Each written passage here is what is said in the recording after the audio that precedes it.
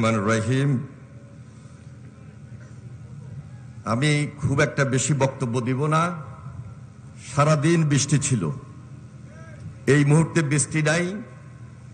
এটা আল্লাহর রহমত। আমাদের প্রতিমন্ত্রী সাহেব বলে গিয়েছেন, আমাদের মাননীয় প্রধানমন্ত্রী জনাব তারেক রহমান তিনি আপনাদের সামনে বিস্তারিত বক্তব্য রাখবেন। আমাদের অন্যান্য সম্মানিত অতিথিবৃন্দ আছেন, সবাই বক্তব্য দিতে পারেন নাই। সারাদিন ব্যাপী অনেক প্রোগ্রাম।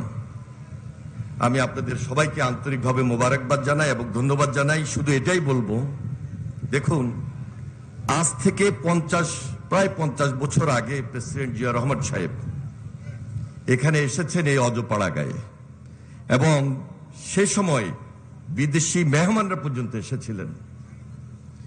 এই অজপাড়া গায়ে এই খালটার প্রতি, পাতালি খাল, এত গুরুত্ব দিয়েছিলেন। শুধু তিনি সাধারণ মানুষের সঙ্গে তার একটা যে সম্পৃক্ততা, সেটাই তিনি রাখার চেষ্টা করেছিলেন। বিদায় তার লক্ষ্য ছিল যে উৎপাদনটাকে দ্বিগুণ করতে হবে আর কৃষির উন্নয়ন বৃদ্ধি করতে হবে, এবং বাংলাদেশ তাই হয়েছিল সেই সময়, স্বনির্ভর বাংলাদেশ।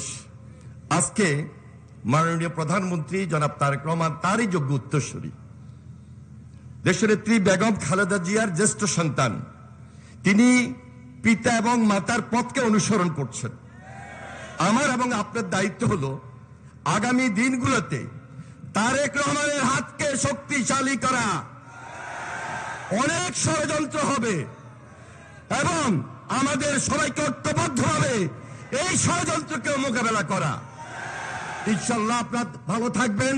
আপনাদের সবাইকে সংগ্রামী সালাম, বিপ্লবী অভিনন্দন জানিয়ে আমি আমার বক্তব্য শেষ করছি। খোদা হাফেজ।